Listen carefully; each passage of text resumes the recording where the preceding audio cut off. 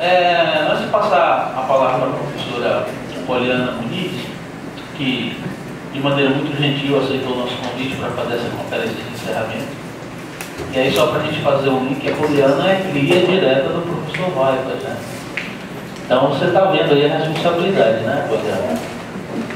E ele mesmo ele mesmo já falou. Mas a palestra do Weibas aqui na quarta-feira foi um negócio surreal, assim. Bom, mas eu tenho certeza que vai dar tudo certo. Bom, quero fazer uns agradecimentos que, mais do que formalidade, eu acho também que são reconhecimento por um certo esforço. A Poliana mesmo passou por isso. A gente quase não consegue trazer a Poliana para cá por conta dos custos de passagem, de hospedagem. Então, de maneira pública, ainda que esse pessoal esteja aqui, eu acho que é importante agradecer. Então, eu agradeço a Sebastião Faustino, que é vice-diretor aqui do centro, que também no dia da abertura estava aqui conosco. O Airon também, chefe do departamento, também nos auxiliou de maneira direta nisso. E tem sido também uma prática dos nossos eventos, dos nossos encontros, a gente pedir livros a alguns professores para fazer sorteio no último dia, né? Tem sido bacana, né, essa experiência, né? Então, a professora Carmen nos cedeu aí 3 livros, né? Capitães Mores, Capitão Mor, nomeação para o governo do Rio Grande do Norte, que ela publicou junto com o Leonardo. O Leonardo está no doutorado agora.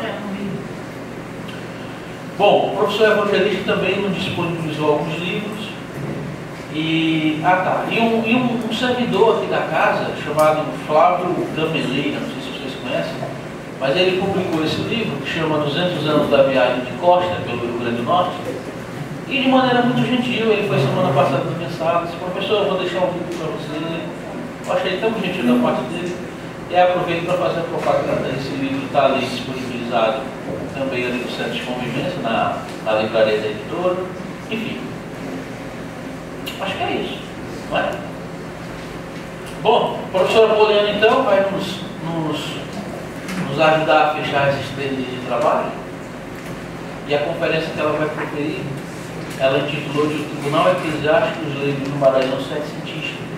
A professora Poliana, ela fez mestrado e fez doutorado na UFRGS, trabalhou tanto no mestrado, imagino, com Weibas, quanto no doutorado, e ela tem feito discussões importantes sobre esse tema ainda muito peculiar na história colonial, né? Essa coisa da justiça eclesiástica.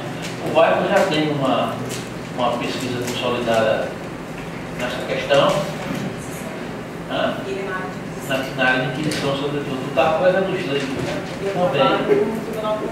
Também. E a Poliana aqui no Maranhão, né? Quer dizer, de novo, essa coisa dos aspectos, digamos, para sair dos grandes centros, se é que existe algum tipo de centro na América Portuguesa, mas dando visibilidade a uma área, a uma região, a um espaço da América Portuguesa que, em geral, não tem os holofotes da historiografia nacional. Né? Bom, uma palavra para a professora Poliana. Pode ficar à vontade, professor. Boa noite a todos. Eu inicialmente agradeço o convite do meu colega Lígio. O Lígio foi meu contemporâneo na pós-graduação. Aliás, nós fomos contemporâneos na pós-graduação. E foi com muito gosto, com muita satisfação que eu recebi o convite que ele me fez, especialmente sabendo do cenário de corte, de verbas, de dificuldade de conseguir montar eventos. Então, assim, o esforço do Lígio foi hercúleo para me trazer para cá. Ele está tentando essas passagens desde o começo do ano. Aliás, desde quando me escreveu, conversou comigo. Então, assim, ele teve um trabalho enorme, ajudado, obviamente, por outros colegas, por funcionários aqui da universidade. Mas, em nome dele, a partir dele, eu agradeço muito o convite, que eu não conhecia Natal. Eu volto aqui em setembro por ele, mas foi muito bom ter vindo aqui e para trabalhar, para apresentar a minha pesquisa atual e aí outros agradecimentos. Essa pesquisa tem financiamento do CNPq desde 2015, contemplada por um dos editais do CNPq de pesquisa individual, e pela Fundação de Amparo à Pesquisa e Desenvolvimento Científico do Maranhão, a FAPEMA. Então, conta com 2 financiamentos, sem os quais eu não conseguiria me locomover, porque fazer pesquisa no Brasil é muito difícil. Fazer pesquisa sem financiamento, mais difícil ainda. Então, com a verba do CNPq e da FAPEMA, eu tenho tido a oportunidade de me deslocar por arquivos na Europa, na África, para conseguir alcançar resultados que sejam um tanto satisfatórios, embora não sejam concludentes ainda. Porque a pesquisa ainda está em andamento, eu estou com 4 bolsistas de iniciação científica e 2 alunos de mestrado trabalhando com subtemas desse projeto. No período da tarde, durante o minicurso que eu ministrei sobre fontes, eu antecipei um pouco do que era esse tribunal eclesiástico, do que era essa justiça eclesiástica, e agora eu vou tratar sobre a administração dessa justiça para os leigos. Então eu preparei um texto e vou tentar alcançá-los com a leitura. O Concílio de Trento foi marco na tentativa de reforma da Igreja, e isso se observou mais profundamente ao nível das administrações diocesanas. Os bispos buscaram o alargamento dos seus poderes ao propor a aprovação de decretos tridentinos nas suas respectivas dioceses, o que ocorreu a partir da promulgação das constituições diocesanas que estivessem afinadas às ideias defendidas pelo Concílio de Trento. Esse reflexo legalista, como afirma o historiador português José Rui Paiva, só cessou quando todos os bispados já estavam munidos dos seus códigos normativos. As constituições diocesanas passaram a ter muito mais abrangência. Tornaram-se verdadeiros códigos com preocupações pedagógicas, com a proliferação da doutrina católica, além, é claro, de estabelecer as penas e delitos que competiam ao foro do bispo. Então, aqui é a primeira observação. Eu trabalho com um tribunal, com o juízo eclesiástico, com o auditório eclesiástico, que é um tribunal de esfera episcopal. Ou seja, era um tribunal que atendia a população em casos em que, por exemplo, diferenciavam dos processos inquisitoriais, das matérias inquisitoriais. Então, o tribunal do bispo, ele se preocupava com o cotidiano das populações, com o que faziam, como viviam. Em contrapartida, o tribunal inquisitorial, que vocês já devem estar aqui compulsando bibliografia sobre ele com o professor Ronaldo, ele tinha outras preocupações. Então, era um tribunal que se preocupava com desvios de fé, com as heresias, que a gente conhece tanto na historiografia colonial. Pois então, o tribunal episcopal não está preocupado com isso. Ele está preocupado com os costumes da população. Então, as matérias que eram de alçada inquisitorial eram remetidas para Lisboa. Uma observação muito importante é dizer que esse bispado do Maranhão, que tinha esse tribunal, não era o único tribunal eclesiástico da colônia. Não era o único tribunal. Todos os bispados, quando eram criados, constituíam-se tribunais episcopais. Ou seja, dava-se ao bispo jurisdição para julgar crimes, que vocês já vão saber quais eram. Mas por que a gente não conhece? O Lídio falou muito bem, não há estudos sobre isso. Não há estudos, porque as fontes estão, primeiro, são escassas, e segundo, estão abrigadas em arquivos privados, arquivos da igreja. E não é todo mundo que pode compulsar documentação de arquivo privado.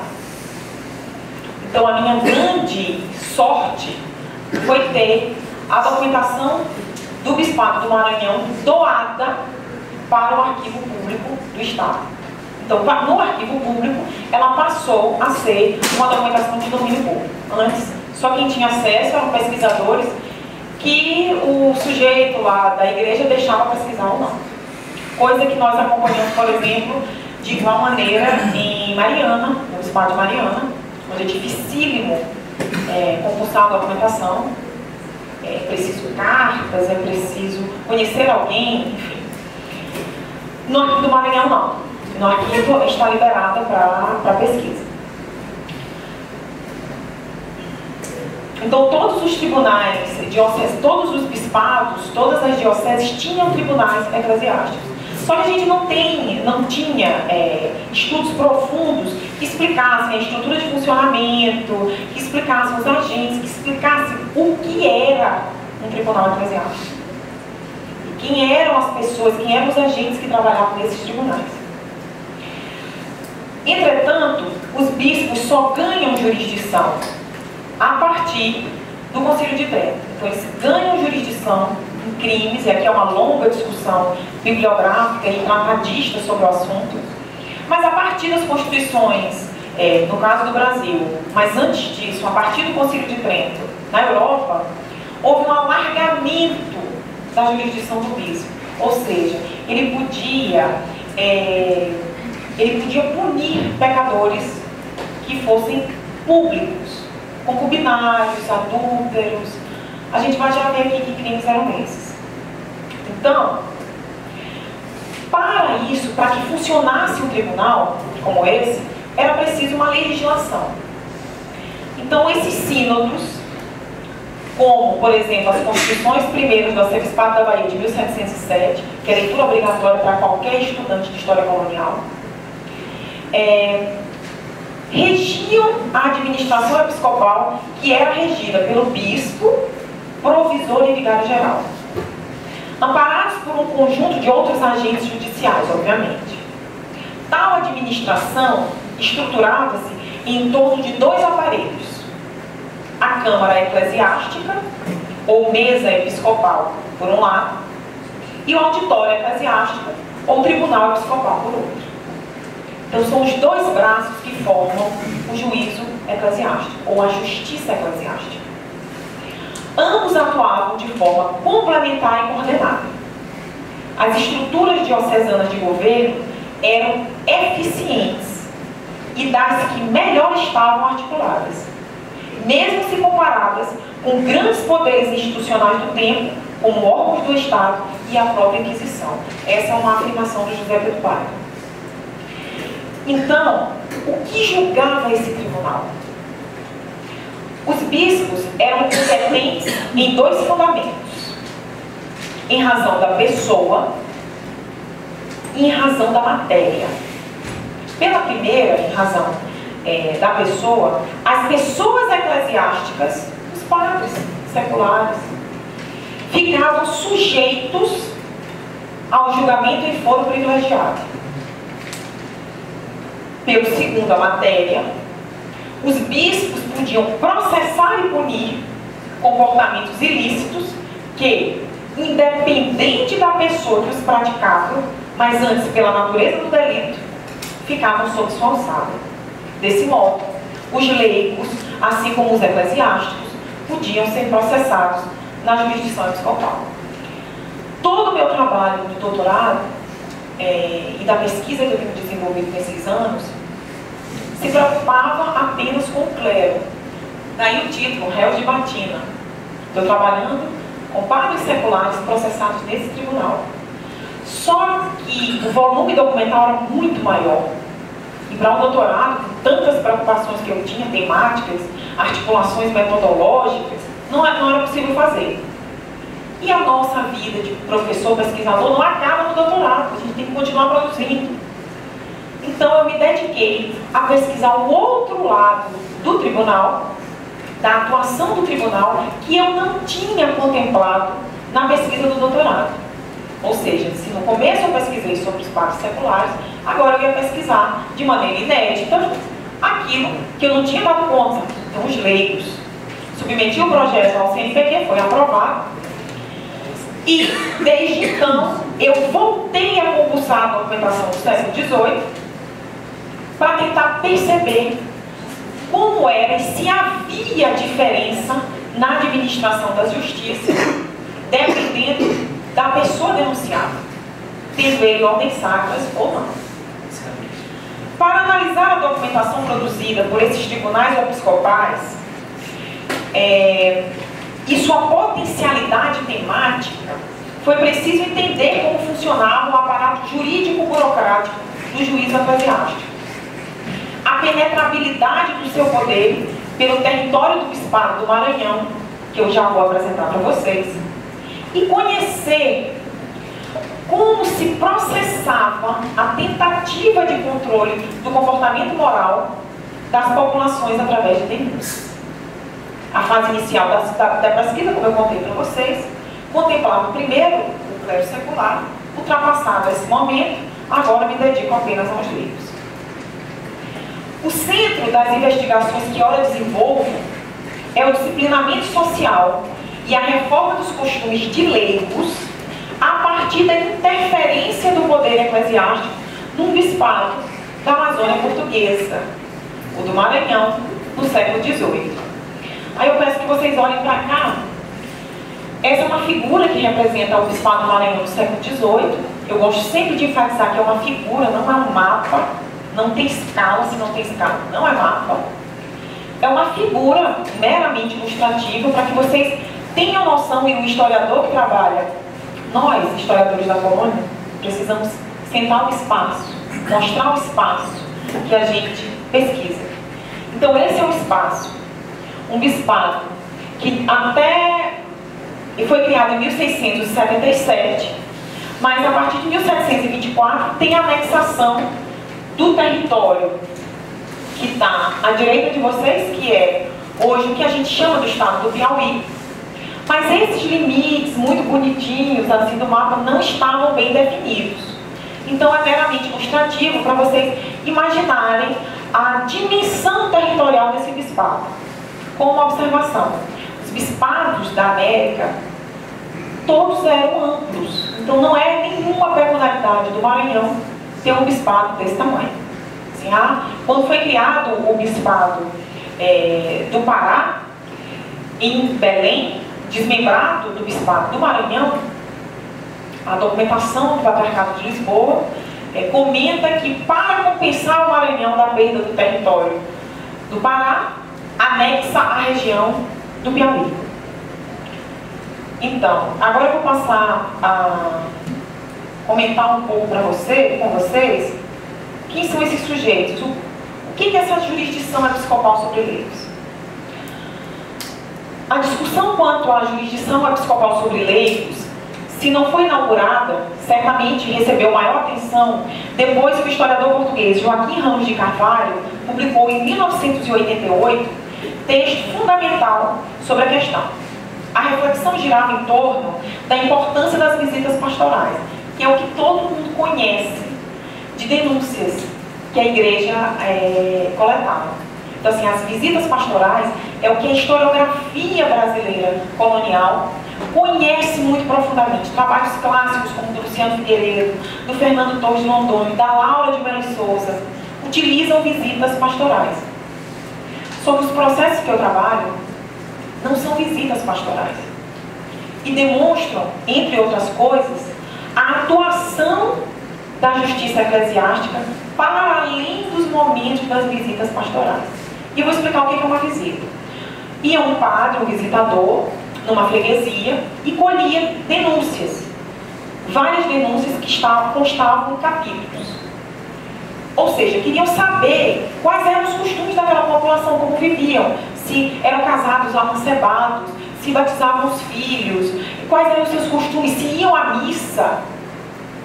Então as pessoas iam voluntariamente, conhecendo os capítulos da visita, e denunciavam uns aos outros. Até 88, quando o Joaquim Ramos de Carvalho começa a estudar isso, e depois o José Pedro Paiva, da Universidade de Coimbra, nós só sabíamos isso. Só sabíamos que existia um tribunal eclesiástico, que existia um auditório episcopal, mas não se sabia o que ele fazia, a não ser as visitas pastorais. Então havia um silêncio historiográfico muito grande sobre isso, e aqui eu contei à tarde, quando eu comecei a pesquisar com essa documentação sobre a orientação do professor Ronaldo, e me perguntavam que processos eram aqueles, perguntavam logo se eram visitas pastorais, e eu dizia que não são visitas, são processos individuais, porque a visita coletava denúncias de várias pessoas. Esses processos eram individuais, ou tinham 2 denunciados, um casal, por exemplo. Então, o que eram esses processos? Eu tive que aprender primeiro como funcionava o juízo, o que era esse juízo. E aí contribuir nesse vazio historiográfico, dando a minha modesta participação. Havia restrições quanto à atuação dos prelados, no caso dos leigos. Por exemplo, em processos que denunciavam leigos, ou seja, para ficar mais claro, pessoas comuns como nós, que não tínhamos ordens sacras, não éramos padres, pessoas como nós, que eram denunciadas no juízo eclesiástico, como proceder contra eles? Havia limites do que um bispo poderia fazer. Por exemplo, só podia prendê-los se tivesse um oficial secular acompanhando, ou seja, uma autoridade civil. Mas isso a gente sabia pelo regimento. Historiadores como Antônio Manuel Espanha, que trabalham com direito há décadas, conheciam e falavam sobre essa documentação juridicamente apenas. Ou seja, pegavam os regimentos dos auditórios e diziam, olha, o bispo tinha um tribunal que funciona dessa maneira. Só que a norma, ela não encontra um chão se você não entende a prática cotidiana dos tribunais. E não havia como entender as práticas cotidianas dos tribunais porque as fontes não estavam disponíveis.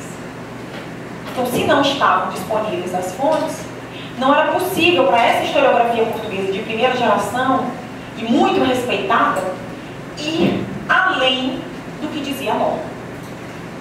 Então, o meu estudo apresenta 429 processos que tentam dizer, entre outras coisas, que essas normas, no mundo colonial, às vezes, não eram colocadas em prática. Eu vou a alguns exemplos depois e vocês vão entender. No que diz respeito aos processos contra os leigos, não é possível até agora apontar números mais gerais. A pesquisa ainda falta uma série documental com 91 processos ser concluída. Então, por hora, eu vou apresentar aqui para vocês o resultado de 3 séries. Os autos e feitos crimes, os autos e feitos de denúncia e queixa e os autos e feitos de libelo crime. Então, aqui nós temos 171 processos. Então, que cenário a gente tem nesses processos? O que é importante? Dizer o número dos processos não significa dizer o número das denúncias. Era bem mais complicado. Porque um processo, apesar de ser individual, ou de um casal denunciado, ele muito dificilmente trazia uma única denúncia. Então, são processos que traziam 2, 3, às vezes 4 denúncias sobre a mesma pessoa. E isso afeta diretamente no resultado. Por quê? Cada uma das denúncias se tratava de um crime diferente. Se é um crime diferente, a punição não podia ser igual. Então, o volume aumenta se a gente compulsa a documentação a partir do número de denúncias, não só sobre o número de processos. Então, aumenta a quantidade do que investigar. Eu vou dar alguns exemplos para vocês entenderem mais ou menos do que tratava esse tribunal. Em 1757, o meirinho Manuel Vieira da Cunha estava de passagem pela Ribeira do Mearim, distante 30 léguas da sede do bispado, São Luís, a ilha bem na pontinha aqui, ó, no meio dessa margem. Ele estava a 40 léguas de lá, quando tomou conhecimento que ali havia pecadores públicos. Logo que retornou a São Luís, apresentou-se para prestar queixa contra João Pereira Brandão, um leigo, acusando-o de adultério, amancebamento e de fazer falsas promessas de casamento. São 3 denúncias diferentes. Então, quebra de esponsais, quer dizer, não casou, prometeu casar e não casou, enganou a moça, que coisa feia. Amancebou-se e traiu. O processo diz: porque devendo o denunciado ser temente a Deus e às justiças, guardar os divinos e eclesiásticos preceitos, o faz, tanto pelo contrário, que, sendo casado no arcebispado de Braga, a mulher estava muito longe, né? Com mulher e filhos, se ausentou para a América há mais de 30 anos, sem licença da sua dita mulher, ocultando sempre o ser casado, como ele mesmo confessou, vivendo todo este tempo escandalosamente amancebado, trazendo em sua companhia uma mulher com promessa de casamento, e na dita ribeira enganou e deflorou outra, com o mesmo pretexto de casar com ela. João Pereira saiu disseminando amores, né? Além desse caso relatado, segundo as constituições primeiras do arcebispado da Bahia, dentre os delitos que eram julgados no foro episcopal, eu vou citar alguns para vocês terem uma ideia. Simonia, sacrilégio, perjúrio, falsificação, usura, adultério, incesto, estupro, rapto, concubinato, alcoce, homicídio, furto, e alguns que eram de alçada inquisitorial, mas que tinha que se tomar o relato no tribunal eclesiástico: a sodomia, a molice e a sodomia e a molice. Agora eu vou dar uns outros exemplos para vocês verem a atuação. Essas denúncias chegavam ao tribunal de várias formas, e eu falava sobre isso agora com os alunos. A própria justiça eclesiástica podia ser a autora do processo, na pessoa dos seus promotor ou meirinho. Nesses casos, o juiz recebia a denúncia, ou nominal ou anônimo, e os agentes do tribunal procediam à liberação dos liberos, à elaboração dos liberos. Além dos processos em que a justiça aparece como autora, constam várias denúncias nominais, as chamadas querelas. Nelas, um autor apresentava-se ao juízo com uma petição relatando o caso, narrava o dia, o mês, o ano do ocorrido e fazia um juramento sobre a Bíblia, aos santos olhos, e pedia a condenação do acusado. Fazia parte da estrutura processual dos auditórios a investigação dos culpados nos cartórios diocesanos, para concluir se eles já tinham sido denunciados em qualquer outra ocasião, lugar ou tempo. Isso é impressionante, porque aí a gente consegue perceber o volume que essa documentação era e o que chegou para nós. Porque em processos, por exemplo, das 30 primeiras décadas, que o volume documental parece ser menor, nós temos na 5ª página, geralmente é na 5ª página no verso, a consulta aos cartórios eclesiásticos. E lá aparecem os casos de incidência. Foi processado em tal ano, em tal matéria. Era uma investigação muito minuciosa. Mas assim, muitos processos já desapareceram. Então eu só sei que eles existiram por causa da inquirição dos reincidentes.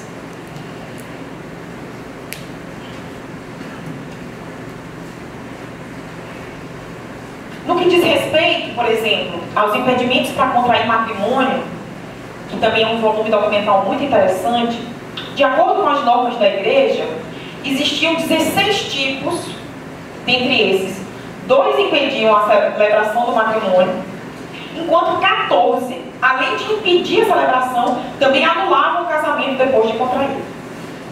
Isso é uma outra parte interessantíssima do juízo eclesiástico, que eu só estou tendo acesso agora. Porque os impedimentos, o casal pretendia casar, entrava com a papelada para casar, que geralmente eram autos de justificação de viuvez, quando eram já viúvos, autos de justificação de solteiro, dispensa de banhos. Então eles entravam com essa documentação. Mas havia muitos casos que eles eram impedidos de casar. As razões eram erro da pessoa, quando um dos noivos é a pessoa diferente da que se pretendia casar. Condição, quando algum dos nubentes é cativo e o outro não sabe. Voto, quando algum dos noivos faz votos solenes. Cognição, impedimento parentesco espiritual ou natural. Crime, se algum dos nubentes planejou a morte de alguém para se casar. Disparidade de religião, força, medo. Então, assim, as Constituições da Bahia apresentam uma quantidade de casos, aqui no caso 14, que impedem a realização do matrimônio. Os que incorriam em alguns desses erros podiam ser processados, então queriam casar e escondiam essas informações. Como foi o caso do Inácio Pereira e da Índia Jacinta, no ano de 1765. Ambos eram naturais da vila de Santo Antônio de Alcântara, um dos espaços de ocupação mais antiga no Maranhão, e desejavam casar perante a igreja. Segundo consta nos autos, havia um impedimento de afinidade, pois a noiva foi acusada de ter tido cópula carnal com Dionísio, irmão do noivo, portanto seu cunhado. Uma das testemunhas disse, aspas, tinha impedimento entre si e o cafuso Inácio Pereira de primeiro grau de afinidade, para não poder celebrar o matrimônio com a Índia Jacinta, da casa de Joana de Jesus, impedimento nascido da cópula ilícita que teve a dita Índia Jacinta com Dionísio, irmão do Inácio Pereira. Outro exemplo instigante é do mulato Casimiro, escravo do alferes Inácio Xavier, que em 1790, na freguesia de Pastos Bons, que está bem aqui no meio, Pastos Bons, casou com a Índia Inês. Eles se casam. Embora já tivesse se envolvido sexualmente com a irmã e com duas primas da noiva. Na sentença, o vigário-geral João Maria da Luz Costa conclui: estão impedidos o mulato Casimiro escravo e a Índia Inês de Pastos Bons, cujos impedimentos são dirimentes em primeiro grau, em segundo grau triplicado por afinidade, nascido das cópulas ilícitas que o orador teve com a irmã e as primas da oradora. Posto que seja o parentesco duvidoso, por ser a parte parental, e em gente tão miserável, olha a leitura das autoridades eclesiásticas sobre os índios, Lídio, tão miserável, fácil e suspeita, índios de pouca conta, e terem, sendo por isso impedido o casamento. As constituições estabeleciam que para casos como esse, a pena de excomunhão, prisão no aljube e a multa de 50 cruzados. O vigário-geral, entretanto, parece ter sido mais benevolente. No recurso, ou seja, eles voltam e apelam, mandou revalidar o matrimônio perante o pároco e que os condenados pagassem algumas penitências, como o jejum de 5 dias, rezar 15 rosários pelas almas e a mais incomum, que varressem e limpassem a igreja. Eu não localizei para processos contra leigos nenhuma pena como essa que não fosse, por exemplo, para índios. Então a questão da qualidade interferia no resultado final dos autos. É uma sociedade colonial. Talvez a condição, aí aqui eu avento a possibilidade, talvez a condição de cativo do mulato Casimiro e o fato de Inês ser índia deve ter pesado na decisão. A justiça eclesiástica, assim como os demais dispositivos de poder da época, levavam em consideração as questões de qualidade para decidir as demandas. Além dos matrimônios contraídos sob impedimento, outros tipos de casamentos ilegais preocupavam muito as autoridades eclesiásticas.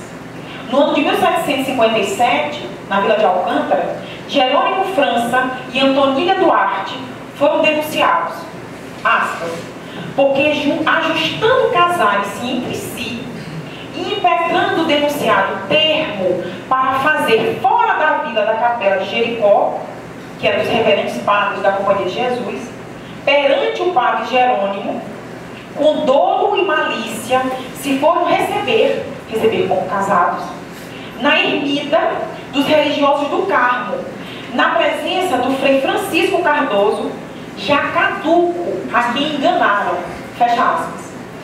Então teriam casado sob suspeita, tinham tempo para casar num lugar e foram casar no outro.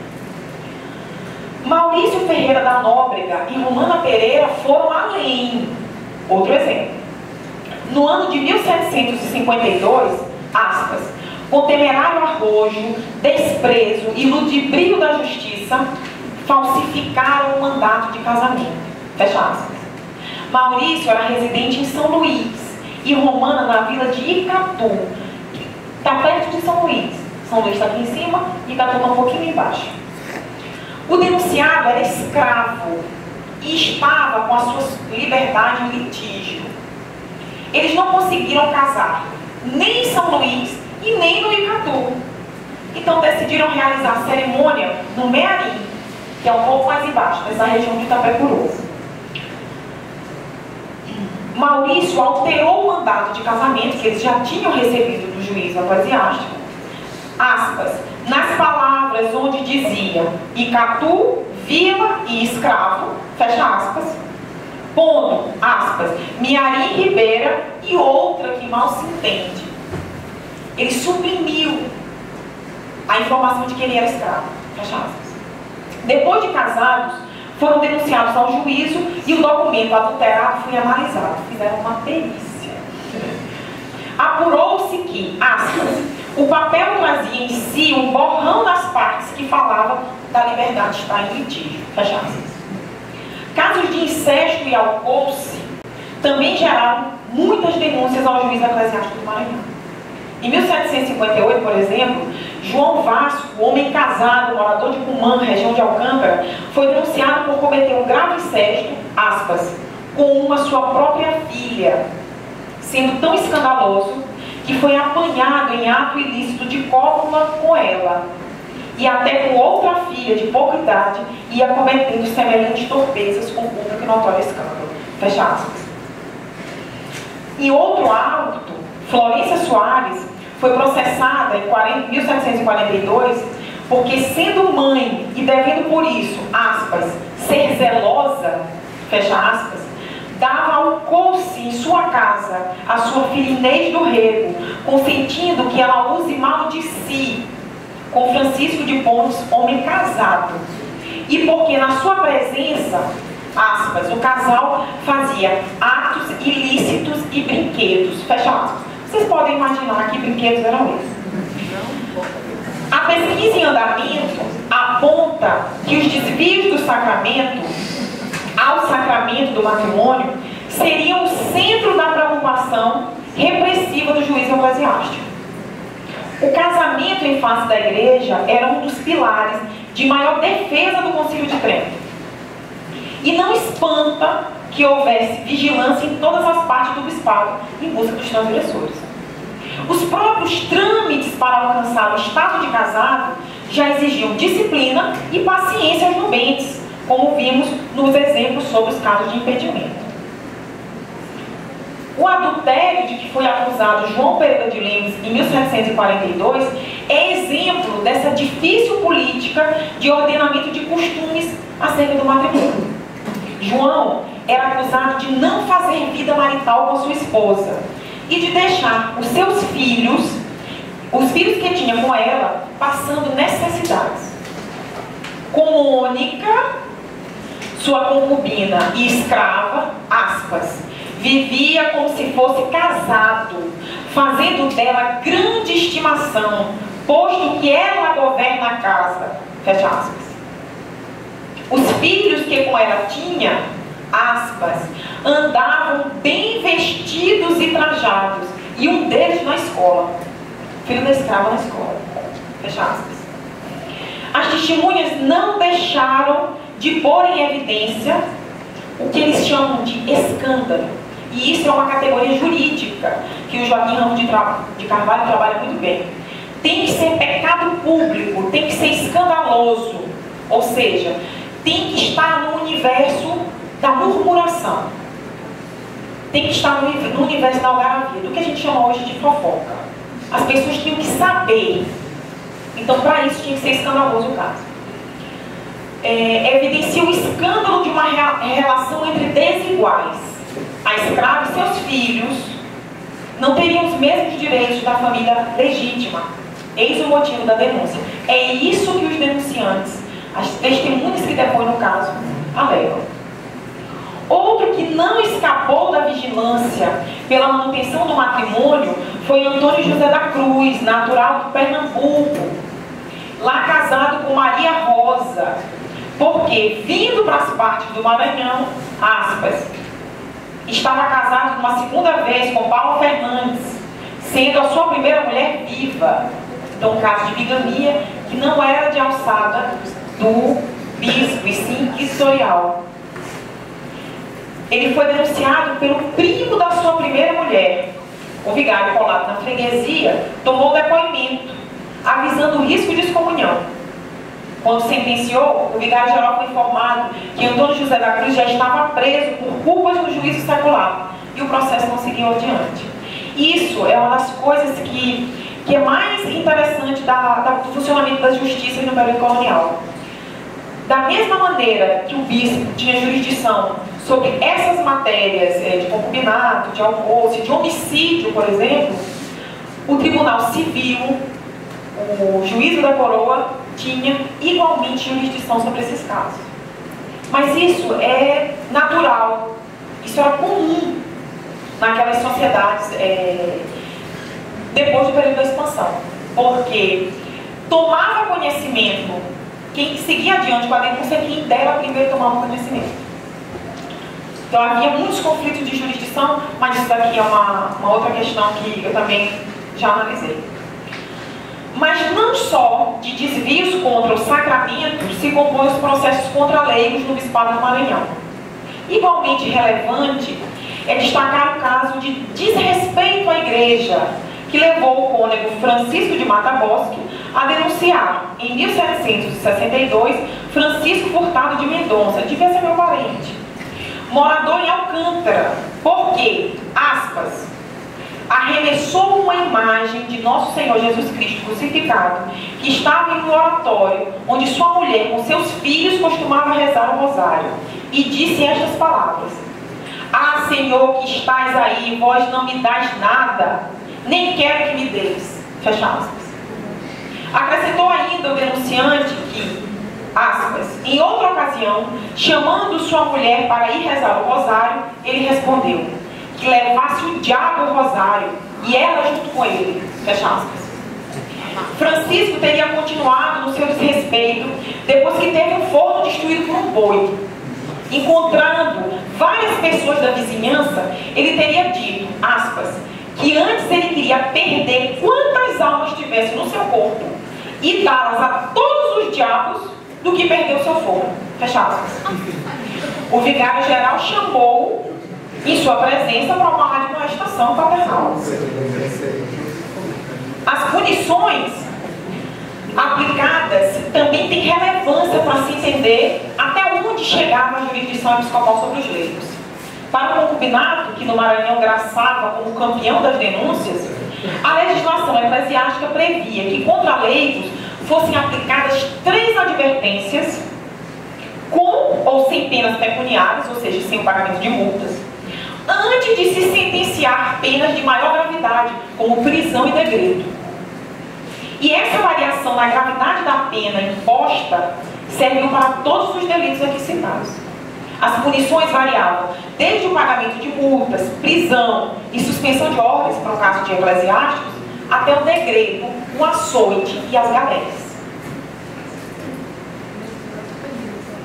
Regra geral, no entanto, foi que os leigos se apresentassem ao vigário-geral, que era o juiz desse tribunal episcopal, para prometer que não tornariam naquele erro. Não se pode precisar se de fato a aplicação dessas penas conseguia mesmo moralizar os comportamentos. E essa nem é uma questão central de discussão agora. Aqui interessava apresentar de maneira mais ampla quais eram os tipos dos delitos cometidos pelos leigos que foram julgados no foro eclesiástico e as penas aplicadas no sentido de corrigir aqueles considerados transgressores. Isso é interessante porque a gente pensa no tipo do crime, é muito incompreensível para nós imaginar que duas pessoas que não fossem casadas na igreja fossem chamadas para ser processadas no tribunal episcopal.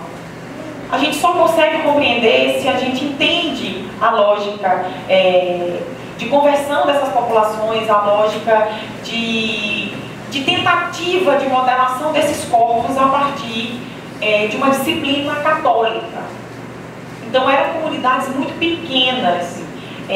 O Maranhão, por exemplo, no final do século, em 1783, que é um período que a gente tem um estudo, não um estudo, que a gente tem um mapa de cidades, vilas e freguesias do governo de José Teles da Silva, aponta 44 mil almas. Então, assim, para essa quantidade de freguesias.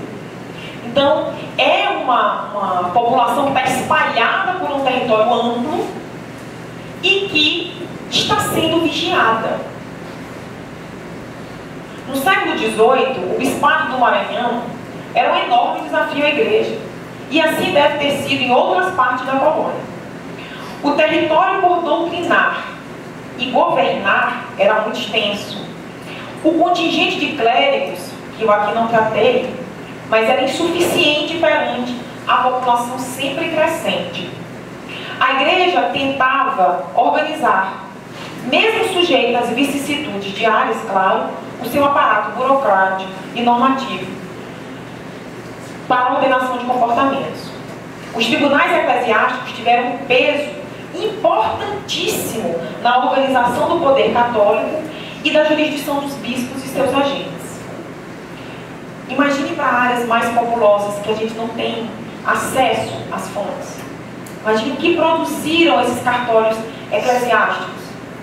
Porque o Maranhão, e eu falava mais cedo, em 100 anos do século XVIII, teve bispo residindo na sede do bispado em apenas 37 anos. Então nós tivemos 63 anos de vacância num século só. E eu aqui consigo demonstrar para vocês, com muita documentação, que o bispado funcionava malgrado não ter bispo. Que o juízo eclesiástico funcionava sem ter a autoridade cabeça do bispado. Então, o Tribunal Eclesiástico do Maranhão é um exemplo que nós conhecemos, pelo menos por enquanto, de como a igreja encontrava formas de existir nesses espaços coloniais. Então, é também um estudo institucional, de montagem do aparato institucional da igreja na colônia. E há outras diferenças. Por exemplo, eu apresento um bispado do Maranhão para vocês, que estava num estado separado do estado do Brasil, que era sufragando diretamente o Maranhão e Pará do Patriarcado de Lisboa. E a gente pensa, mas a historiografia diz que a sufraganidade desses bispados acontecia por causa das distâncias, do mar. Era mais fácil chegar em Lisboa do que chegar na Bahia. E é verdade. Se você pega a documentação primária, seja do Arquivo Histórico Ultramarino, seja do juiz eclesiástico, falam textualmente nas cartas o quão complicado era chegar na Bahia. Então o arcebispado era na Bahia, mas o Maranhão não estava submetido ao arcebispado da Bahia. Então eu tive, além de outras coisas, que explicar como funcionava as normas de submissão desses tribunais na colônia. Os documentos... Ainda tenho 5 minutos. Os documentos produzidos... Não, eu sou rigoroso. Os documentos produzidos por esses tribunais contêm detalhes minuciosos sobre a vida de homens e mulheres de todas as esferas sociais, sobre o comportamento moral e religioso das populações, sobre a difícil internalização dos preceitos católicos, sobre o moroso processo de solidificação das instituições repressoras da Igreja, dentre muitas outras coisas. Vistos isoladamente, cada um desses tipos de crimes julgados no Tribunal do Maranhão podem responder questões muito pontuais sobre o matrimônio, sobre a devoção cotidiana, sobre o clero colonial, que é o que eu fiz nessa tese, sobre a religiosidade popular, sobre populações escravizadas, indígenas ou africanas. Em estudo anterior, que é esse aqui que a gente vai sortear, sobre os padres seculares, analisei 170 autos contra os ministros da Igreja. Destes, 74 são cíveis, processos cíveis, e 96 são processos crime. 53 desses casos foram motivados por apenas uma denúncia. Dos 43 restantes, 2, 3, às vezes 4 denúncias estão entre os itens que compõem a lide de acusação. A maior quantidade de denúncias diz respeito a crimes de concubinato. Em seguida, vieram as denúncias por negligência ou desobediência nas funções sacerdotais. O juiz eclesiástico estava muito interessado em avaliar os aspectos, entre aspas, profissionais do seu clero. Ou seja, se os padres estavam cumprindo a contento as suas obrigações, sejam elas para com os fregueses ou para com os seus superiores hierárquicos. No que diz respeito aos leigos, e agora eu posso exercer comparações dentro desse tribunal que eu já estudo há tanto tempo, e em termos comparativos aos processos crime contra padres, pode-se afirmar com segurança que os laicos não foram alvo maior das autoridades eclesiásticas maranhenses. Há mais processos contra leigos no tribunal. Mas por que então que eu afirmo que a repressão contra os eclesiásticos foi maior? Porque o número de clérigos era menor, muito inferior. Então havia espaços como Paranaguá, bem na região já do Piauí, em que existia um padre para cada 930 habitantes. Coisa, por exemplo, se você pega as dioceses de Portugal, havia um padre para cada 98 almas. As almas do Maranhão estavam muito ameaçadas. No que diz respeito, sim, primeiro porque em termos proporcionais, o clero era menos numeroso que a população leiga. Segundo, porque não se pode negar, uma vigilância mais efetiva alcançava mais os pastores do que as ovelhas. As autoridades eclesiásticas estiveram mais preocupadas em ordenar o comportamento desses pastores. Isso se deve, sem dúvida, à maior exposição que esses clérigos tinham. Cheios de obrigações e atribuições no governo das almas, seus desvios estiveram em maior evidência. Além disso, os padres deveriam dar exemplo aos leigos. Isso toda a jurisdição eclesiástica diz. E mais ainda, deveriam vigiá-los e puni-los sempre que tivessem comportamento dissoluto. Não resta dúvida, no entanto, que as bases administrativas e de controle social encetadas pelo poder episcopal alcançaram com muita eficiência os crimes cometidos pelos leigos. Concluir que os crimes dos padres estiveram no centro da atuação repressiva da Igreja não significa dizer que os crimes cometidos pelos leigos não preocupassem os oficiais do tribunal. Prova disso é o numeroso contingente de processos contra eles, que aqui se vê alguns exemplos. Isso demonstra ainda o quanto a jurisdição do bispo foi alargada e efetivamente atuou na vigilância e na punição dos desviantes. Não surpreende, inclusive, que a maioria dos casos, até o momento, repito, dissessem respeito a desvios que maculavam o sacramento do matrimônio. A defesa a esse sacramento foi uma das fortes lutas travadas por Trento. Ameaças diretas eram concubinato, adultério, relações incestuosas, relação sexual antes do matrimônio, os que não queriam fazer vida marital com seus companheiros, os que casavam sob impedimento, ilegalmente, clandestinamente, enfim, tudo que pusesse em risco a união legítima. A vigilância nesse sentido foi efetiva. As penas aplicadas estavam em concordância com a legislação e com o que determinavam as constituições, e não podia ser diferente. O que é necessário destacar é a tentativa constante de reconciliar esse leigo transgressor ao seio da igreja.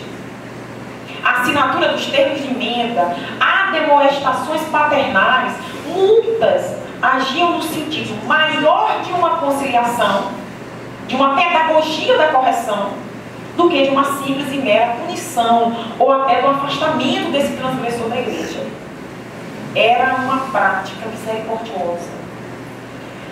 A certa autonomia jurisdicional que o tribunal desempenhou sobre os leigos do Maranhão é testemunho de que as estruturas diocesanas exerceram um papel essencial como autoridade em espaços que podemos considerar distantes dos centros de poder, especialmente o metropolitano, seja aquele do exercício de poder pela própria igreja ou do exercício pelas autoridades seculares.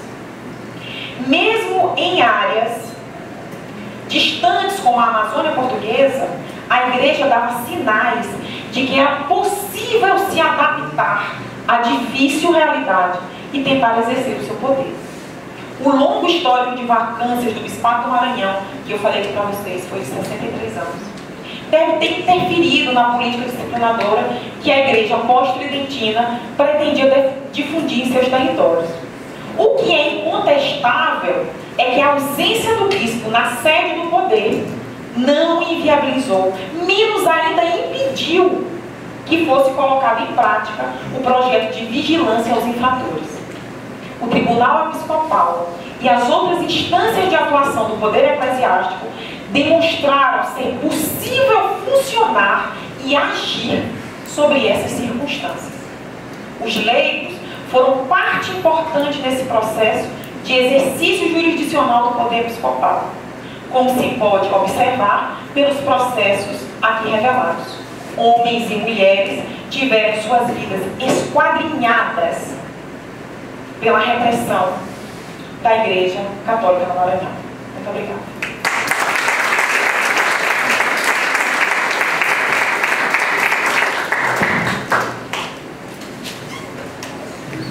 Coisa boa, né? Tá falando da vida do povo. Fofocaiada doida esse negócio. Não é de praxe, Poliana, mas eu queria. A gente sempre fala isso para os conferencistas, né? É de praxe, não sei o que, mas o bacana é um debate. Com certeza. Então, vamos aí para as questões. Carmen. Fiquem à vontade. Pode perguntar. Manuel. Eu nem sei se vai daí. Ai, não sei se vai chegar. Olha, acho que chega assim, Eu falo alto. Ela é professora, fala alto. Não. Vou fazer essa Vai não. Vai quase. Boa noite, mãe. Tá ligado? Deve ter puxou. Não, só levantar. Alô? Bom, boa noite. Muito obrigada pela conferência. Eu gosto de aprender. É um tema que eu não sou especialista, mesmo trabalho com colônia. Enfim, eu tinha uma pergunta com relação ao juiz, que você falou que ele recebia as denúncias, ou seja, pelo Merim ou pela delação da querela. Mas como é que é feita a nomeação? Quem é esse juiz? E qual a nomeação dele? Quem é que faz a nomeação dele? Porque eu sei, no direito civil, tem a leitura de bacharéis. Aí eu não sei como é que é esse juiz eclesiástico, como a gente está tendo essa conversa da comparação do direito civil com o direito eclesiástico, seria essa questão. Tá? Obrigada. Manuel. Deve ajuda.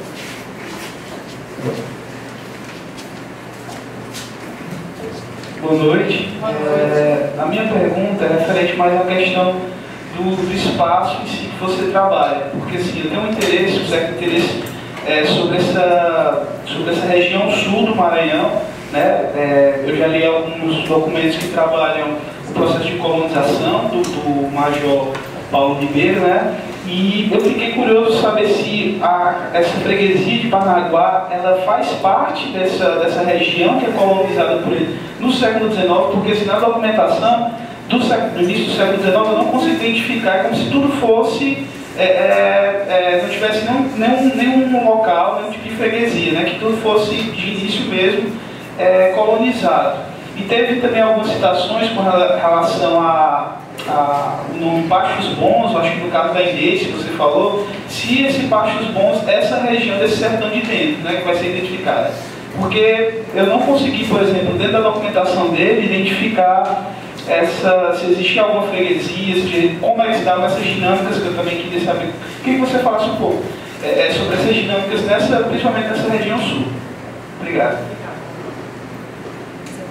Mais uma, professor Foco? Você pode vir aqui. Tem um meu colega ali também. Tem dois.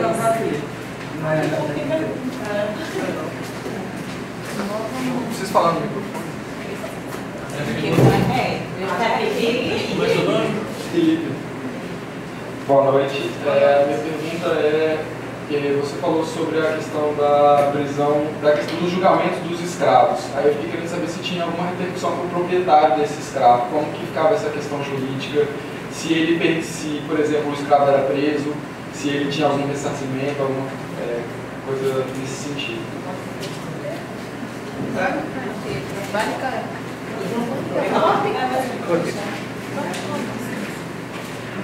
Boa noite. A minha dúvida é sobre a documentação que você... Micael. Sobre a documentação que você trabalhou, se, a exemplo daqueles cadernos do promotor que tem na jurisdição da Inquisição, se você encontrou algum dos casos onde não era recebida a denúncia, né? No IEDA.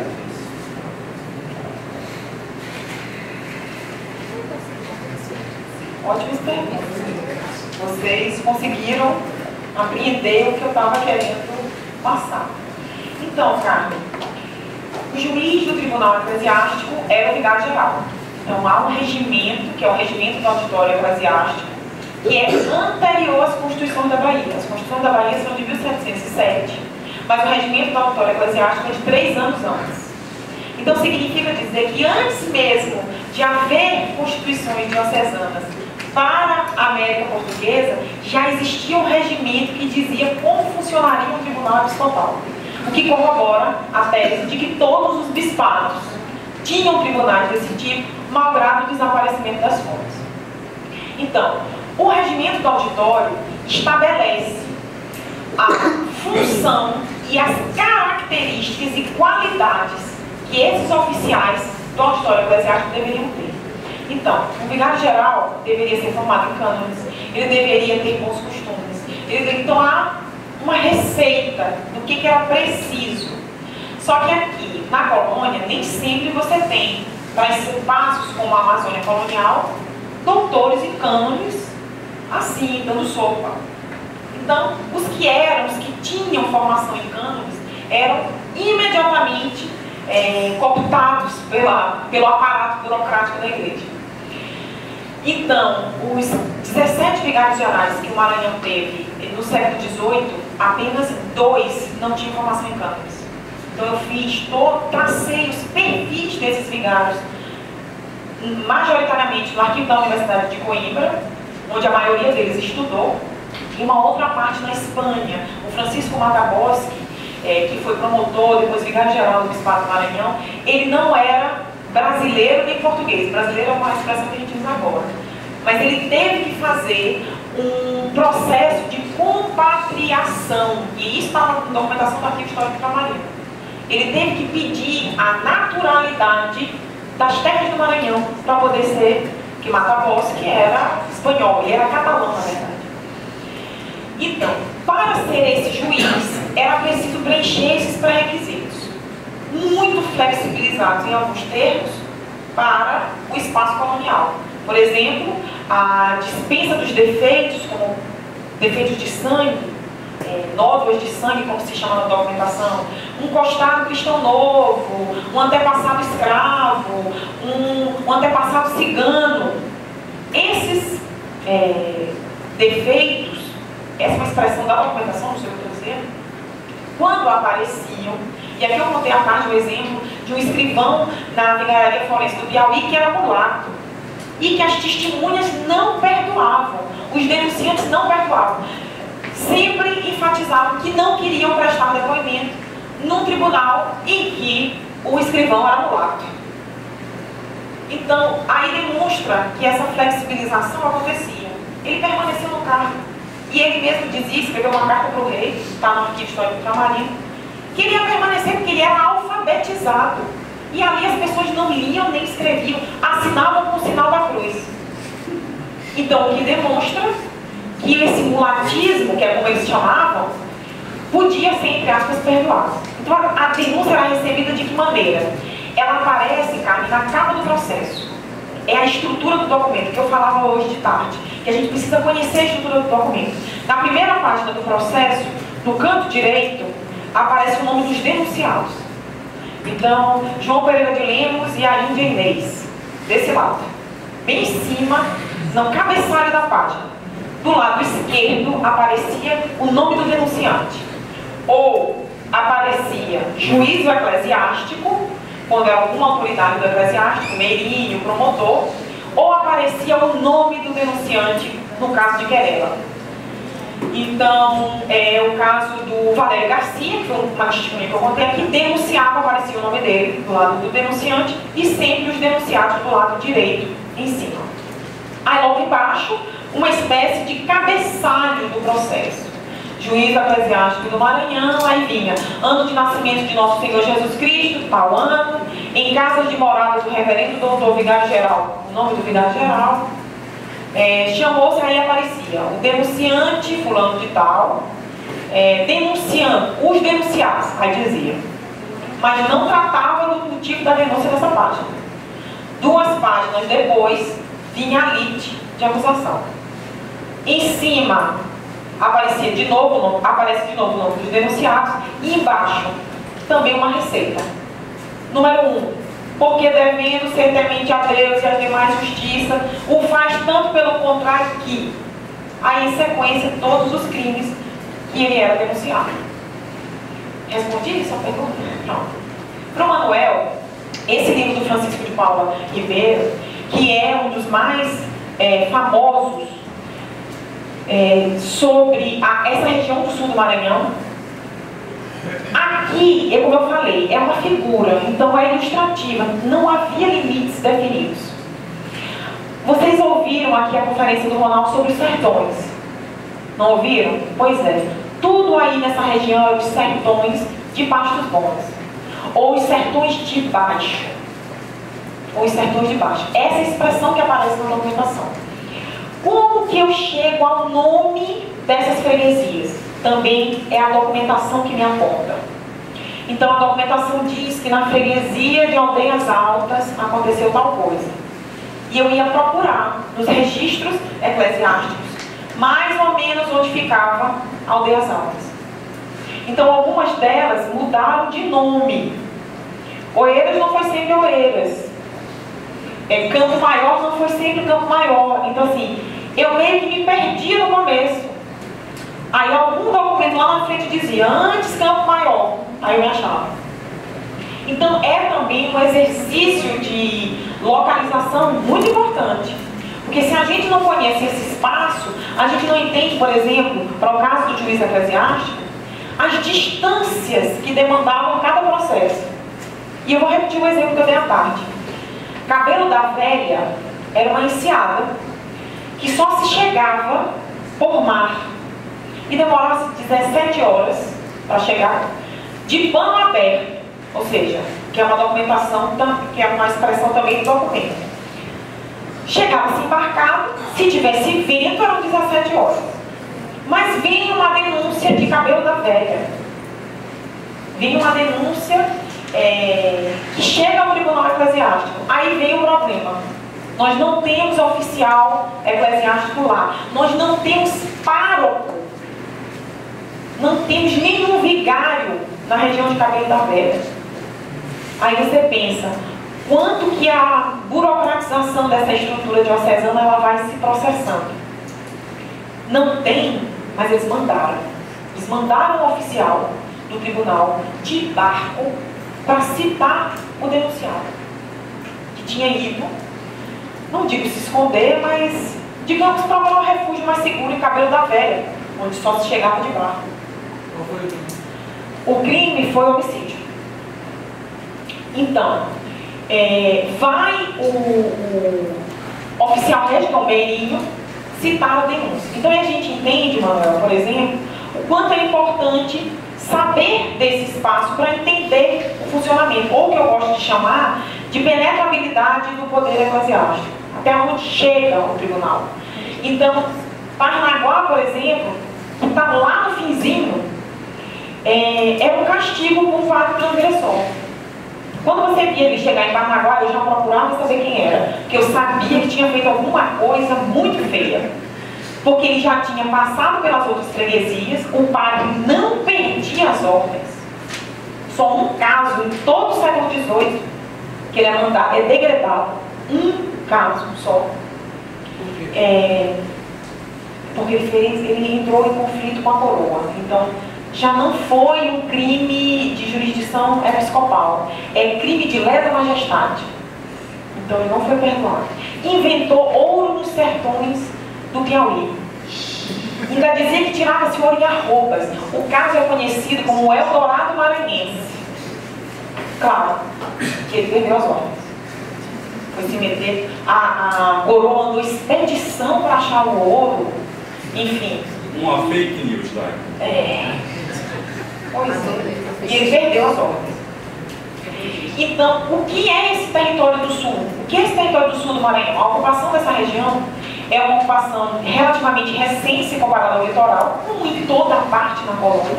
Não há nenhuma especificidade para o Maranhão nesse sentido.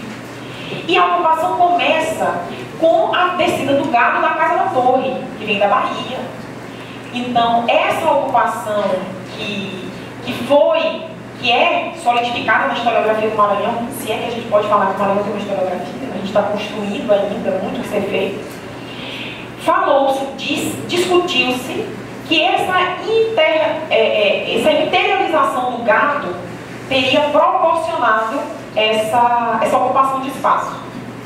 Eu questiono um pouco isso quando trabalho com essa região do centro do Maranhão, Aldeias Altas, Brejo, porque há uma intensa relação comercial ali, no século XVIII. Mas também é uma coisa ainda que está para ser feita. Eu falava um pouco à tarde sobre como utilizar essas fontes eclesiásticas para uma história econômica. Então, esse território do sul, esses sertões do Piauí, é uma área que carece muito de estudo. Essas denominações de freguesias são dadas pela Igreja Católica. Então, os párocos, alguns deles fundavam igrejas e diziam, aqui tinha uma colega, Clotilde, que falava de uma Malagrida, que teve para o sul, então assim, fundou paróquias, então eles fundavam, davam nomes. Nomes, claro, parecidos com Portugal. Então, Viana, tem Viana do Castelo, Valença, Oeiras, todas essas cidades. Então, tenta se reproduzir no espaço colonial algo que lembre sua terra. Pronto, o Felipe me pergunta dessa relação senhor-escravo. O que acontece? Felipe, a administração da justiça sobre os escravizados, ela é regida pelas constituições da Bahia.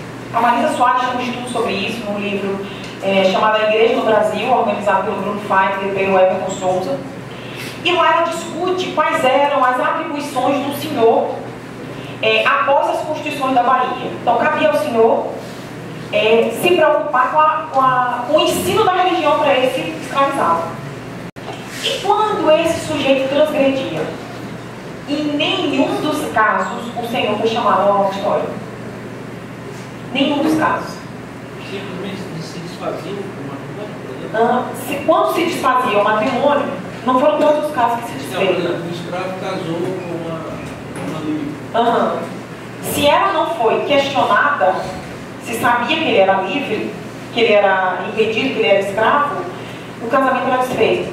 no caso da Romana Pereira com o Maurício Ferreira, ela é chamada para depor, e isso é uma coisa também que eu só achei esse processo, ela é chamada para depor e é perguntada dos autos das Constituições da Bahia se ela tinha conhecimento que o contraente, no caso, o Maurício Ferreira, era escravo e se ela sim queria casar. E ela responde: ainda que fosse escravo, quero contrair matrimônio com o Maurício Ferreira.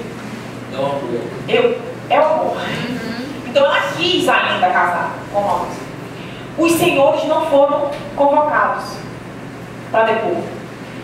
Então, o que você me pergunta está bem dentro do que essa historiografia mais recente sobre a escravidão vem discutindo sobre, nos espaços, em pequenos núcleos urbanos, uma certa mobilidade que esse escravizado podia ter.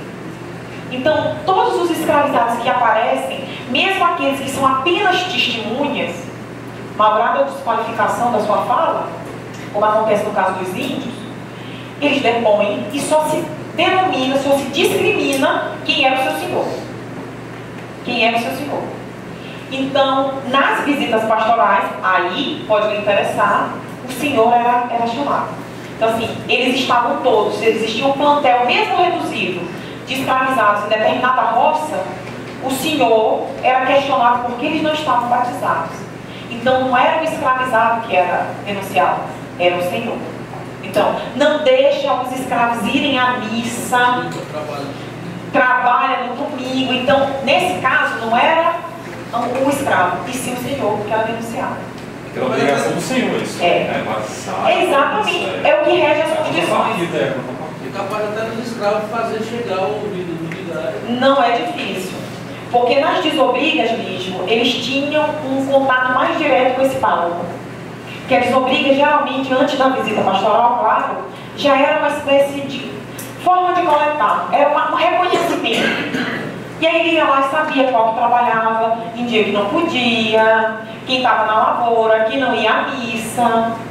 Casavam ou batizavam várias crianças e vários casais no mesmo dia. Então era muito comum nesse processo de desobriga. Aí o que eles falavam? Que as distâncias sempre comprometiam a relação desses escravos com a igreja. Então era longe para a paróquia eles não iam. Quer dizer, respondia-se o que na verdade a autoridade eclesiástica queria saber. Micael, os cadernos do promotor, que você fala muito bem, que são um conjunto de denúncias que não chegavam efetivamente a virar processos, mas chegavam ao promotor, e quando chegavam ao promotor, precisavam, em alguns casos, ser investigados. Assim, há muitos casos, por exemplo, para o Maranhão, de inquirições a partir do caderno do promotor, de denúncias ao caderno do promotor, mas que não transformavam-se em denúncias efetivas, em processo de inquisição. No Tribunal Eclesiástico era diferente. Quando havia esse tipo de denúncia, instaurava-se o processo, normalmente, e era chamado o sujeito para esclarecer. Se eles viam que não tinha fôlego a denúncia, que era coisa por inimizade, o processo ficava sem concluso, mas começava. Então havia a notificação daquele denunciado. Ele era chamado, se apresentava. Então assim, por exemplo, aconteceu com um padre que na Ribeira do Itapecuru começou a cobrar muito caro para os sacramentos. Então assim, as constituições estabeleciam um preço que eles podiam cobrar para o batismo, para um casamento. Pronto, 119 pessoas escreveram numa carta, obviamente nem todo mundo assinou, um alfabetizado assinou, os outros com o sinal da cruz, por não saber escrever nem ler. E o que aconteceu? A denúncia chega ao promotor do bispado. Ele é denunciado porque cobrava muito caro para extremunção, morrendo pessoas sem extremunção, o que era para aquela sociedade cristã uma coisa impossível, morrer sem o sacramento. Preferia um padre assassino, mas que ministrava a extremunção, do que não ter padre. Tanto que perdoavam esses crimes todos que eu conto aqui nesse livro. Então o que aconteceu? O promotor pegava a denúncia, chamou o padre. A denúncia não foi para frente, como muitas do caderno do promotor não iam, mas instaurou-se o processo contra ele. Isso demonstra, Micael, que apesar de serem tribunais em que a igreja tinha participação, embora a Inquisição também tenha uma participação régia muito forte, secular, a Inquisição não matava ninguém, relaxava o braço secular. Se relaxa o braço secular, são as autoridades régias que matam. Então, no caso do Tribunal Eclesiástico, há muitos pontos de aproximação com a praxis inquisitorial, mas também há muitos pontos de distanciamento. Por exemplo, o tormento, a tortura, que era usada na Inquisição, não acontecia no Tribunal Episcopal. Que aos bispos cabia emendar almas e não fazer com que elas confessassem crimes. Não há nos processos da justiça eclesiástica pedido de confissão. Nas inquirições, no momento que conversavam o vigário geral e aquele denunciado, ou as testemunhas, as delações, os detalhes dos processos são conhecidos por quem denunciava, por quem era denunciado. Na Inquisição, não. Na Inquisição, o cara era preso, ficava lá nos porões e não sabia nem do que estava sendo. Ele que tinha que dizer a matéria da sua heresia. Então era denunciado, um volume de denúncias muito grande. Vocês vão ter a oportunidade de discutir isso com o Manuel. Aí o que acontecia? Não tinha isso no juiz eclesiástico. Ele já sabia, inclusive, quem denunciou e quem testemunhou contra eles. Aí o que ele podia fazer? Micael, fulano é meu inimigo. A inimizade anulava a denúncia. Então são tribunais, embora complementares, porque o juiz eclesiástico, a atuação do juiz eclesiástico no conhecimento dessas causas gera denúncias para a Inquisição. Mas eram diferentes. Obrigado, Poliana. Da parte, né? Olha só, eu imagino que, como que são alunos, eu imagino que vocês têm aula agora. Então vamos fazer o sorteio, Poliana? Dá um stand-by aí. Não está liberado ainda não. Não. Eu tenho questões aqui. Tudo bem. Então vamos fazer o sorteio, tá? Então, o livro da Poliana, Real de Batina, Justiça Eclesiástica para o Secular do Bispado de Guimarães Colonial. Muito gentilmente ela cedeu o sorteio, tá certo? Então nós temos e tem o meu livro também, né? Que está aí no meio. Então nós temos 1, 2, 3, 4, 5 conjuntos de livros, tá certo? Bom, todo mundo assinou a listinha? Tá. O número não é o que vocês colocaram no papel, claro. Né? Eu misturei tudo, certo? Eu não sei. Quem? Perdeu. Qual é seu nome, querida? Bárbara. Bárbara, que nome bonito. Eu posso assinar? Hã? Não, deixa de ser construído. Não, eu quero esse do Flávio.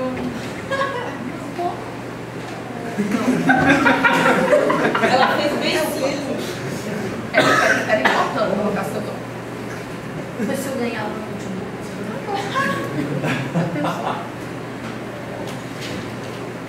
Tá. Poliana, diga um número aí pra nós de 1 a 55. 53.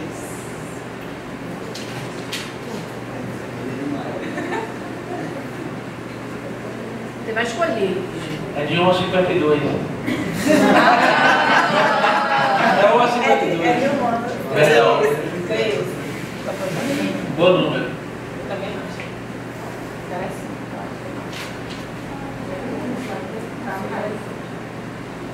Mateus, é isso? Mateus Vitar? Vitor? Que foi? Hã? É Mateus? É, Mateus. Poliana, por favor, dê seu livro pro rapaz. Deu outro livro também pra ele. Aí, mas o livro de lançamento, você pegou? Coisa boa. Não tem palma não, pessoal? Uma palma.